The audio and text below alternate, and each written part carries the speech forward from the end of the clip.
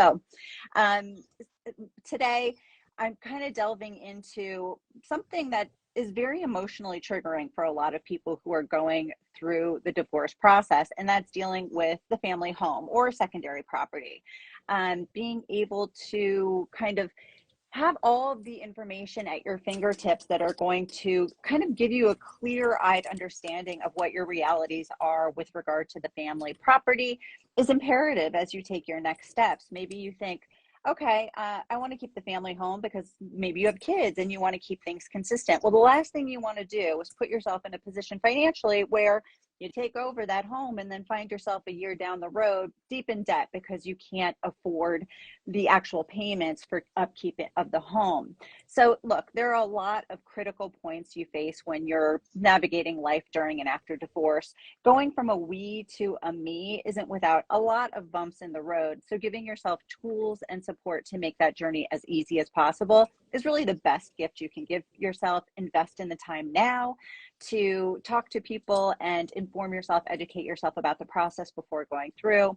As I said, today I'm thrilled to be chatting with CDRE Selina St. Clair. A CDRE is a certified divorce real estate expert. That means that Selina is uniquely qualified to work with couples during divorce, helping them navigate selling the family property, one party taking over the property, getting a new mortgage, and a lot more. So she can answer your questions if you want to drop them in. And I'm so happy to say hello and welcome. Thank you so much. Thank you so much. I love being here. This is one of my favorite things, is to be able to reach people in real time, answer your questions, and please ask them, because there's definitely somebody out there who has the same question as you. Yeah. And I also want to say we do have CDREs all over the country. We are a growing expert in the field of family law, which I'm really incredibly proud of. We all are. We take it very, very seriously. And it is our calling to support our communities in this way. So I'm in California. I'm in Northern California, specifically in the Sacramento region.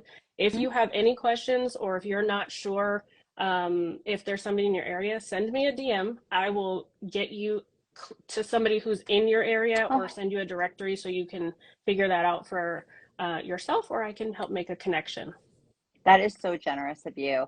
I'm going to jump in. I just have like a couple of questions that I feel like are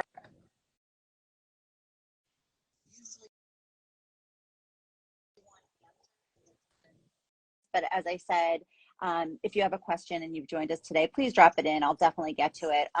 Dom Danielle said, oh my God, this is so perfect. Thank you for doing this. Absolutely. That's exactly why we do it. Yeah. So first and foremost, like, what is a CDRE? Like, what is the thing that you do that makes you uniquely qualified to work with people during divorce? Honestly, that could be a very long answer to that question, but I'll give you the short answer. So a CDRE is a realtor who has invested an incredible amount of time, energy, and resources into furthering our education, very specific to the family law niche within real estate. So we meet our clients and their attorneys at the intersection of where real estate and family law meet. Okay. Surprisingly, there is zero education when we get our license on how to work with divorcing homeowners. And I don't know why they do that, but the focus is basically on two parties. One's a buyer, one's a seller. There's nothing that teaches us how to work with two parties who are in opposition of each other, but on the same side of the transaction. So we have two sellers who are independent, might have different goals.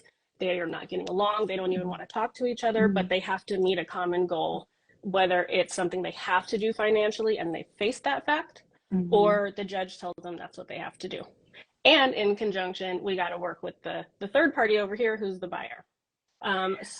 So that's a lot. It almost sounds like you are, it's kind of like a mediator, right? So you become like a neutral third party if you have very to. Neutral. Yeah. Yes, that is really a very big pillar of what we do, is that we are unbiased, we are neutral. We understand and we are trained in conflict resolution, for one. So we understand that there are some, divorce is a spectrum. So there are some divorcing couples who are very amicable. And then there's some that can't be in the same room. They can't even be within, they could have a restraining order. There's all kinds of different situations. And we are trained on all of those ongoing. It's not just like a one-day thing. It is a long, very intense education. And we do it because we know that there is a hole in our industry. And a surprising statistic is that over half of divorcing couples have property to sell, but less than 1% of realtors specialize or have any additional training in divorce. Wow. So if you meet a realtor and you tell them you're going through a divorce and they say, oh, it's just like any other transaction, that's a red flag. Yeah. Because it's not at all. The paperwork might be the same, but the job itself is incredibly different. And we have to understand the cadence of family law because it does not move at the speed of a traditional real estate transaction. Well, it sounds like CDREs actually work with people at different points in the divorce process. So that could be court appointed. That could be just somebody taking it upon themselves to educate themselves, like knowing, look, I have property. What are my options? I'm going to sit and meet with somebody. So it kind of runs the gamut, right? Yeah. In terms of how people come to you. When is the right time to really start talking to a CDRE? I would say as soon as you know that you are going to be divorcing or are already in the process of going, of initiating the divorce, if you have a property. Because as a neutral, we can build a rapport with the other party and we can help both parties to feel supported. Because a lot of the times people will say, oh, I'm not going to go with that realtor, you pick them. Well, I understand that. And this is not the proper time to use your cousin or a neighbor or somebody who can develop or who has natural biases. This is the time to hire an expert. I always say this is not business as usual. Yeah. You really want to make sure that you hire somebody who has the ability to go with whatever direction your transaction or your case goes in, because people can get along until they don't. Yeah, they can agree very until true. they don't. Yeah, and especially over an asset that can bring up a lot of emotions. Exactly. And a lot of times people don't like how the others, well, most of the time, they don't like how the other party's attorney is advocating for their ex, or how the judge might, the way they equalize the assets might feel unfair to one party or the other. And it's my job to stick to the order. I have to go by the letter of the law. I understand that. I also have my own stipulation, which is something that attorneys are often very surprised that a realtor has an actual stipulation that helps me to, I guess, wrangle in the parties who are a little bit more unpredictable. So if somebody just refuses to sign because they got mad about something that happened with the child support drop off, that has nothing to do with me. And if they're sabotaging the sale or sabotaging a transaction, it gives me a little bit of grit to be able to kind of say, okay, well, this is what was in the court order. We have to follow it. And it just helps to kind of keep things going. Got it. And I mean, it's not only that you're working with people by order of the court, you're working with people just individually, maybe people going through a mediation, maybe people kind of going through an online divorce, a different kind of process. So to that, I just have a question. If people are, coming to my page, they're looking to prepare in advance, they're getting their ducks in the row, so that they can move forward with some clarity, and they see you, I know one of the big questions is going to be, can I schedule a consultation without my spouse if I'm just, information gathering about the process? Absolutely. Actually, the way that I practice and the way that we are trained is we really prefer not to have both parties on the same phone call or at the same meeting, because I don't know all of the nooks and crannies of what got you to where you are. And I do not want one party to intimidate the other. Yeah. And I don't want for anyone to feel like they can't advocate for themselves or ask questions that are pertinent to their next chapter. Right. So all of our consultations are done one-on-one, one with each party. Everybody's treated fairly. That's where that neutral part comes. And then we also even do our listing agreement separately. Oh, great. So I want to know, what is important to you when I'm talking to you. And when I talk to Mr., I want to know what is important to you, Mr. Mm-hmm. And it's not as if I will never be able to talk to both of you at the same time or share, but if it's personal, I will not. But if it has to do with the house and it's somebody's wish, that's Mm-hmm. where knowing how to negotiate within the same side of the transaction Mm-hmm. is part of our training as well. Because I'm not just negotiating with the buyer, a lot of times I'm negotiating seller to seller and trying to find that happy medium. That is so enlightening. I have to say, I didn't realize you crossed over really in terms of what the process was so similarly to a mediator. That's really great to hear because I think that's one of the big things of like, look, I'm just trying to figure out what the current market value of my home is, what my options are with regard to sale versus keeping it, but maybe I'm not ready to talk to my spouse Mm-hmm. about it. So it's really nice that you kind of separate both spouses and work with them individually. Yeah. I just want to get to really quickly. Thrive in Recovery just dropped something in, which I wanted to just run through. Hi, can my husband sell the marital home without my consent? My name is not on the mortgage or the deed. We live in Indiana. I just recently told him that I don't want to continue the marriage. Thank you so much for dropping the question in. Yes, thank you. And I'm in Mm-hmm. California. So unfortunately, I don't know the letter of the law in Indiana, but I can. If you please send me a DM Mm-hmm. and let me know the city that you're in, I will, or excuse me, never mind.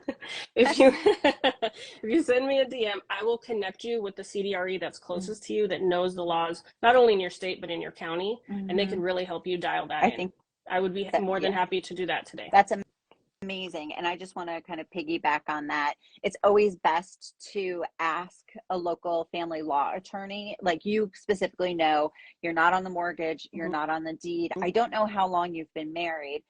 In a lot of instances, any marital funds go that were put towards a mortgage or any kind of Mhm. house payment during the duration of the marriage counts as community property and can count towards reimbursement. Again, you need to check with a local family law attorney because laws vary state by state. But thank you so much Mhm. for throwing that in. Yeah. I'm just going to jump back really quickly and actually get into something that was just brought up. It's like, what happens if one spouse has their name on the property deed, but they aren't on the mortgage? What kind of position Yes. are they in? This is so speaking for California, and for our community property state, this is very common actually. A lot of Mm-hmm. couples, when they purchase a home, they'll use one spouse's income and one spouse's Mm-hmm. credit to get the property, but they put both spouses on the deed. Mm-hmm. So what happens is when you're on the deed, you still have rights to the decisions of what happens to the property. Mm-hmm. And because we are a community property state, I would urge you to get a family law attorney if you can afford that, at least to have a consultation. Mm-hmm. And bring all your documents. So get the planner because they really love that. I'll Yeah, get it to really that makes them later. it It makes the makes most such a of your big difference. time. Yeah, it totally It really does. does. Yes, it does make the most of their time is expensive. Um, but for sure, have all of your documents and find out, have you contributed to the mortgage at all? They're going to have all of those questions. But to make a long answer short, essentially the judge will equalize Mm-hmm. at and equal doesn't always mean 50-50, but they will equalize the assets at the time of sale. Mm-hmm. If you decide to do a home equity Mm-hmm. buyout, that's when one spouse basically keeps the house, but they buy it from the other spouse, removing the you from title and essentially removing you from the deed, but at current market price. Mm-hmm. And then it's split. So you still walk away with equity. That happens. California is expensive. It doesn't quite happen as much here as Mm-hmm. it could in other states or in more rural areas, but that is an option as well. Well, I like what you're saying. First of all, yes, completely agree. Something that people really need to be aware of that, when people go through a divorce, there's this idea of what's fair, right? Mm-hmm. And in the divorce industry, the word fair is known as the F word, right? Because what True. feels fair to one person can feel entirely unfair to the other person. And so when it comes to the law, they're always looking at equity, which is another Yeah. reason that, you know, getting all of your ducks in a row and making sure you have your hands on all the pertinent documents surrounding a specific subject that you're investigating, and an understanding of what your finances are and what you've contributed to that asset is imperative before you talk to anybody, because you're going to make the most of your time. Selina, you nailed it on the head. Look, people should be going and having consultations or initial meetings with a local family law attorney, even if they're having an amicable divorce and they and their spouse are going to file on their own. Why? Because you don't know what you don't know. That's why. We're not 100%. lawyers. So to that, if anybody here is interested, I have a freebie, 24 questions to ask a divorce attorney or a mediator. It's on the link in my IG bio, and I recommend downloading it because it's a great jumping off point, so that if you're going to take these informational consultations, you go in with specificity about your situation and what you want answered. Some people offer free consultations. Ask before booking. It could be 5 minutes, it could be 15. So even more reason to be on top of all that information. Yes, I love that. I just want, thank you. I just want to jump in. We got Dom Danielle dropped in, said, hi, I live in California. We have 2 homes. He lives in what was once our rental. I live in the marital home with our 2 children. One rental home was purchased by him prior to marriage. Our marital home was purchased prior to marriage, but while we already shared a joint bank account and a child. During our marriage, due to his addictions, I started working from home, then became a stay-at-home mom. Now I'm back working. The issue is my name is not on the title. He has mentioned that he would, you know what? Let's see. He would current loan and rate. I'm not sure, but if he's going to continue to allow you to use the current loan and rate, but what if somebody's in that situation until that person drops in kind of further clarity on what the question is. Let's say things were purchased prior to marriage, but you have, you know, been contributing marital funds to it. And you're both kind of splitting up and you're saying, I'm going to take this property, you take that property. What should this person be thinking about and asking about if that's the beginning of the conversation, if they're going to take over one of the properties? Yeah, I mean, I would definitely, you are married now, so you could technically, if it's amicable, you could inquire about updating the way that the property is vested with like an escrow company. So if you purchased it as separate property, you are married, and if he's willing to let you continue to stay in the home or assume the loan at the current rate, then how it's assuming the loan is a little bit trickier, but it is not a buyout. So you're not going to be at risk of losing like a really good interest rate, which is a big cause for pause right now for all homeowners.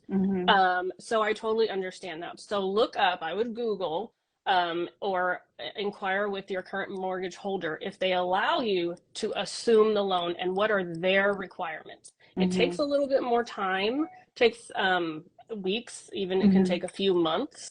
But it is a different process completely. It doesn't involve a realtor and it doesn't involve a lender. It is the mortgage company you currently belong with, kind of switching things around internally. So they would be the ones to tell you what to do. That's a game changer. Please, I hope the person who dropped that comment, and I hope that you investigate it that way. That's going to give you a lot of information. So I'm going to flip what I asked you, which is like, so now what if somebody's on the mortgage, but they're not on the deed? So they've been paying into it. Do they have any ownership rights, or what kind of position are they in?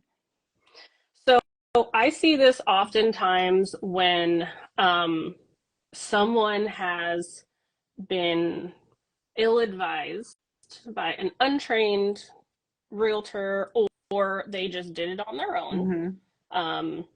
Where they're like, you know what, I don't want to be responsible for the house.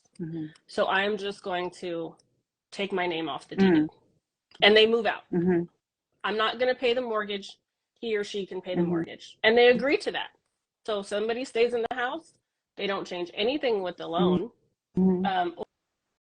And so they're paying the mortgage, but you're still responsible. Mm-hmm. You are still responsible for the loan if your name is on the mortgage. So Mm-hmm. if they don't make a payment, that negatively affects you. Right. They're still And if tied to your they credit. and if they're on the title and you're not, and they decide to refinance or take out a home equity loan to fix it up Mm-hmm. or sell it, Mm-hmm. you have no say so because you're not on the deed. And Mm-hmm. then you could essentially miss out on the Mm-hmm. equity. That is a big blow. That can be a huge financial That's a blow, big blow. especially So if you've been in a long-term marriage and you purchased the property quite some time ago and it's, gained value, significant value for in your equity. yeah, I've seen this a few times. It's definitely something where people think they're doing the right thing because they get Mm-hmm. along and Mm-hmm. it's easier to just move Yeah. out or move on. And not only that, if your name is tied to a mortgage, when you're ready to buy a house again, if nothing negative happened, but now your debt to income ratio is off Mm-hmm. balanced. And Mm-hmm. so you're going to have to remove yourself from that mortgage to be able to afford another one. Yeah. And that could be kind of a inconvenience, the timing. You'd be like, oh, I didn't even think of that. So that kind of stuff happens pretty often. That's a huge point that people really do need to take into consideration. For anybody who's interested, who's in this position, there are two blog posts on my website I highly recommend you give a read to. One is 7 ways to protect your assets during divorce, and the other is 7 steps to prepare you for a marital separation. And this kind of comes into play like when you and your spouse are discussing next steps and you're kind of going through, okay, we're going to try a separation or we're headed for a divorce. What does that mean for the property? Maybe you're going to try a separation. The best thing you can do is get all of this on paper or in an email between the two of you, specifically because of what Selina just shared with us. You know what I mean? You want to make sure that, by the way, if you're the person saying, yeah, stay in the property, and you don't want to be affected if that other person doesn't make a payment, you don't want your credit dinged, you need to talk it through. You need to have a piece of paper between the two of you that kind of sets a precedent of what to expect moving forward and who's covering what. It's just, I know it's one more detail. There are so many things you need to pay attention to during this Right. process because it's a business transaction, right? It's an emotional thing to go through a separation or a divorce, and it is a business Mm-hmm. process, and that's just the truth. I mean, there's Mm-hmm. no way to sugarcoat it. That's So very true. And and it can get very clouded and very convoluted because there's so many emotions. There could be children mhm, involved. There can be mhm, all kinds of trauma involved.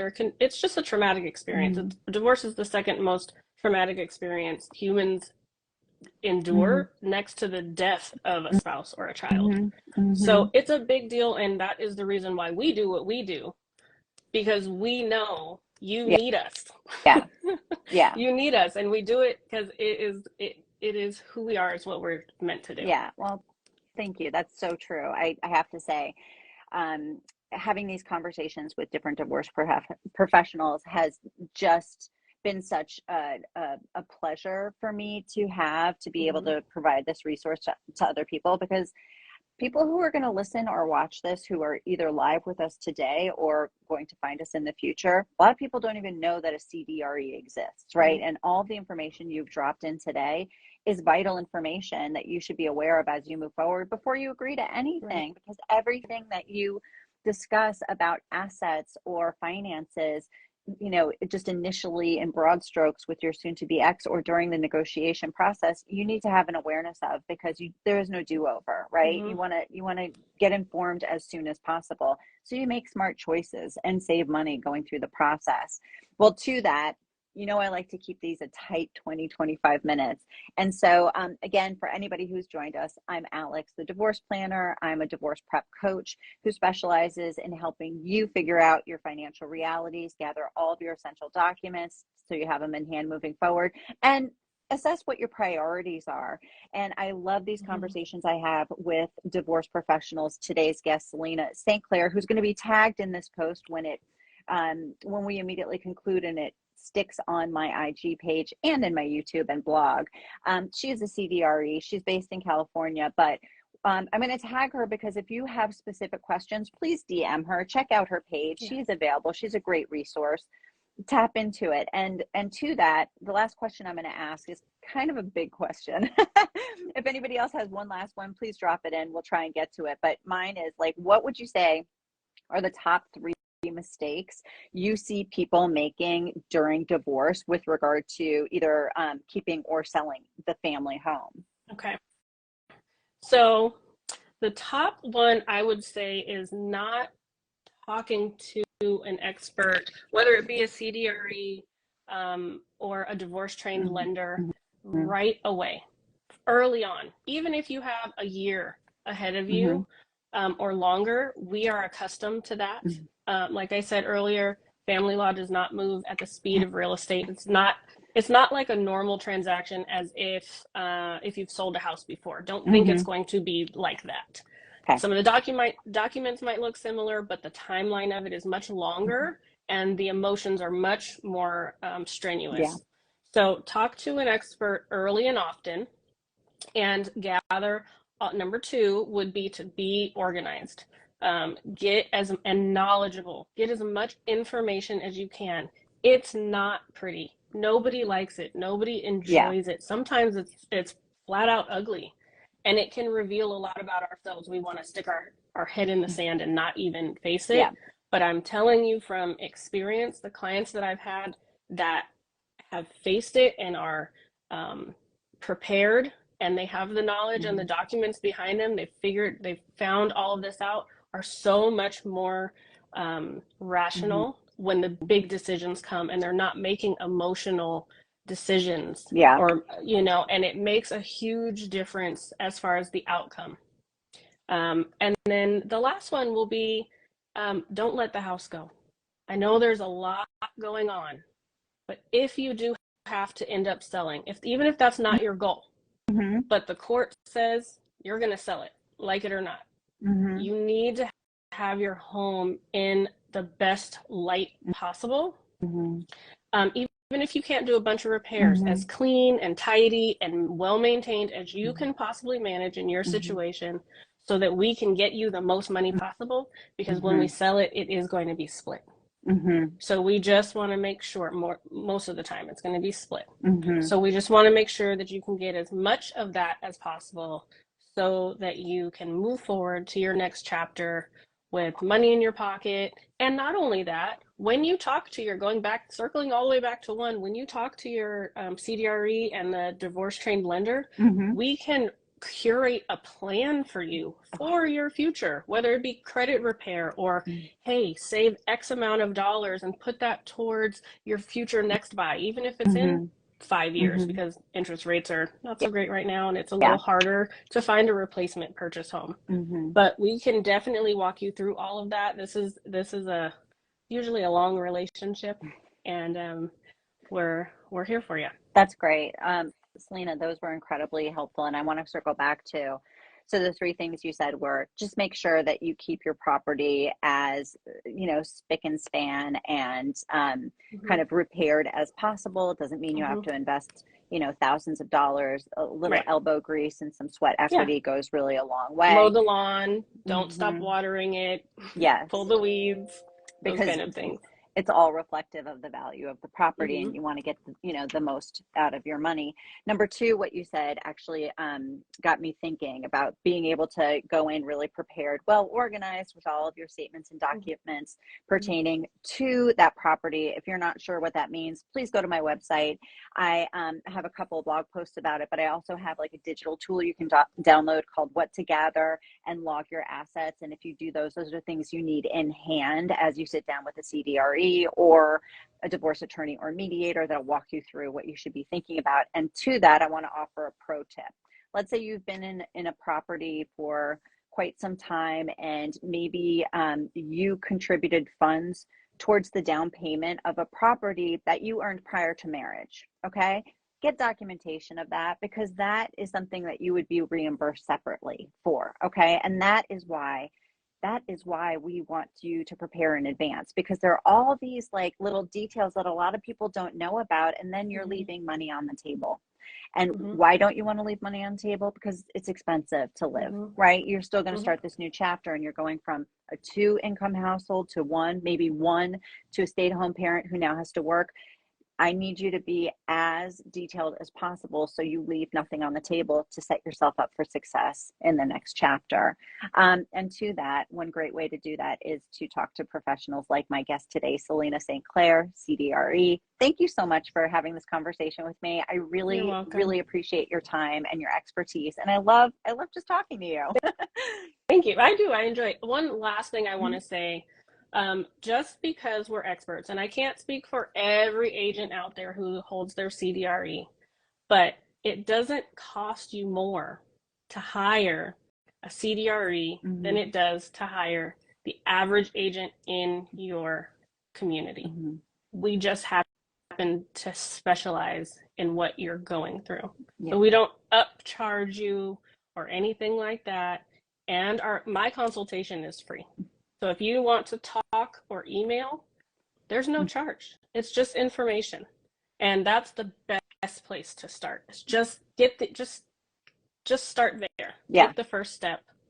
That's so true. If you have to like weigh both, it's like, do you want to go with a real estate agent who is going to charge you like the basic percentage of the property of the sale? Great. Do the normal job. Or do you want to go with somebody who, for the same, percentage, is going to give you information about specifically how to take over potentially a mortgage from your existing loan, how to, consider, so many other areas that you need to have somebody with experience really walking you through, and who is going to connect you with lenders who works with people going through a divorce and get the financial like roller coaster that you're on and some of the holes, and will work with you on it, as opposed to somebody who's just like, well, the numbers aren't this, and then I can't do anything for you. Right. And not only that, like untrained agents, I know I keep saying the last thing, but untrained of like,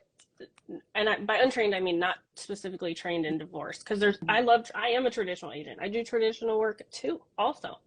So no slight to the rest of my agent community. I don't want anybody to think that, but a lot of divorce listings fail, and a lot of agents walk away from the whole transaction because of contentious attitudes of their clients. They can't get them to communicate.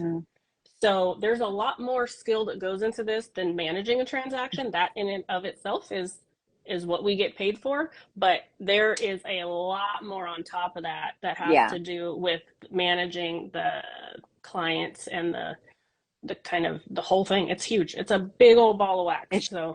I think it's kind of a no-brainer. Yeah, no, Hire the expert. It's so true. And yeah, exactly. Seek out the person who can really help you with specificity. And even in the most amicable of splits, separation or divorce, these issues bring up a lot of emotion, and you want somebody who is able to deal with both parties in a way that's going to be productive. Well, with that, thank you, Selina. Thank you so much. I hope to have you again on as a guest soon. And thank you to everybody who joined us and dropped in a comment or a question. And I'll see you next time on the Divorce Planner in Conversation with series. Take care, everybody. Bye. Bye.